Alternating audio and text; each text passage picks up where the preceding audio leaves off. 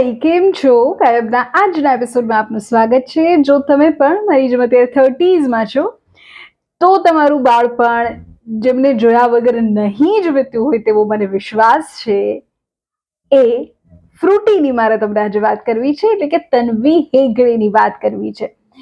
વર્ષ 2000 થી 2004 નો એ સમય, સાંજના 8:30 વાગે, અને આપણે કરોડો બાળકો સ્ક્રીનની સામે ગોઠવાઈ જઈએ.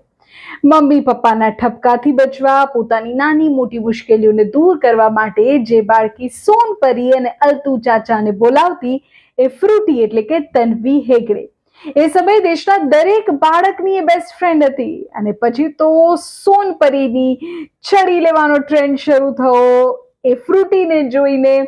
પણ એ ફ્રૂટી અત્યારે ક્યાં ગાયબ છે, તેની મારે આજે તમને વાત કરવી છે. એ ફ્રૂટી એટલે કે તન્વી હેગડે માત્ર 3 વર્ષની ઉંમર હતી જ્યારે 1994માં તે રસના બેબી કોન્ટેસ્ટ જીતી અને ગ્લેમર વર્લ્ડમાં એન્ટ્રી કરી હતી. એ પછી તો તેણે 150 થી વધુ કમર્શિયલ એડ્સમાં કામ કર્યું. સૌથી વધુ પોપ્યુલર તે ત્યારે થઈ જ્યારે તેમણે સ્ટાર પ્લસની સુપર હિટ સિરિયલમાં કામ કર્યું, સોનપરી. અને ફ્રૂટીના પાત્રમાં તેની માસુમિયત અને એક્ટિંગે દેશની સૌથી લોકપ્રિય ચાઇલ્ડ આર્ટિસ્ટ બનાવી દીધી. સિરિયલ્સ ઉપરાંત બોલિવૂડમાં શાહરુખ ખાન સાથે ફિલ્મ ગજગામિની, સંજય દત્ત સાથે પિતા, અમિતાભ બચ્ચન સાથે વિરુદ્ધ જેવી મોટી ફિલ્મોમાં પણ ચાઇલ્ડ આર્ટિસ્ટ તરીકે મહત્વના રોલ કર્યા. બાળપણમાં જ અદ્ભુત એક્ટિંગ માટે તન્વીને બેસ્ટ ચાઇલ્ડ આર્ટિસ્ટના અનેક લોકલ ટેલિવિઝન એવોર્ડ્સ મળ્યા. એ સમયે સ્કૂલ બેગ્સ, લંચ બોક્સ કે કંપાસ બોક્સ પણ ફ્રૂટીના ફોટો તો હોય અને હોય જ, અને એ જ તેનો ક્રેઝ દર્શાવે છે. સોનપરી 2004માં પૂરી થઈ. એ સમયે તન્વીની ઉંમર કદાચ 13 થી 14 વર્ષની હતી.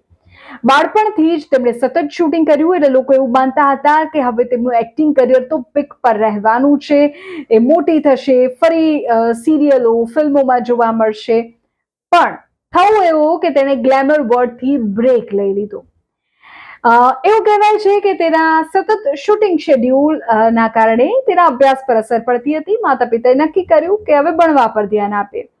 પછી એવું થયું કે સ્કૂલ કોલેજ પછી કદાચ તન્વી ફરી ગ્લેમર વર્લ્ડમાં એક્ટિવ થઈ જાય.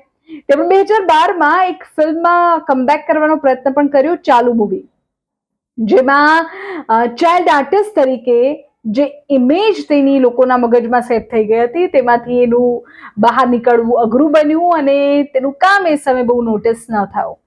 પછી એવું થયું કે આટલા લાંબા બ્રેક અને કમબેક નિષ્ફળ ગયો, તો હિન્દી ઇન્ડસ્ટ્રીમાં યોગ્ય ઓફર્સ ન મળી, જેના કારણે તે લાઇમલાઇટમાંથી સાવ જ ગાયબ થઈ ગઈ.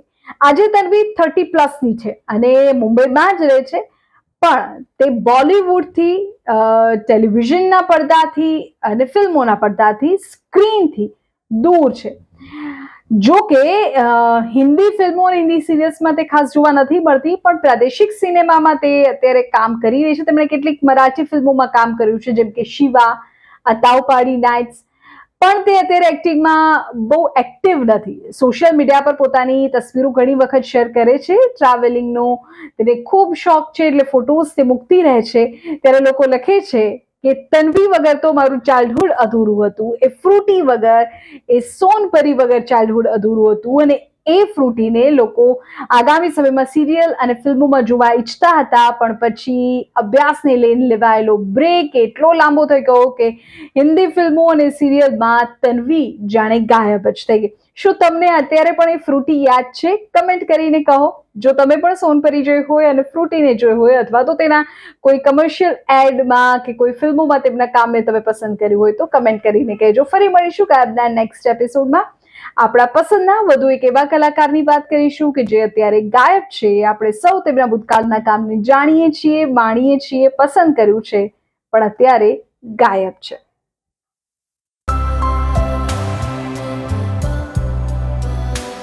ખાયા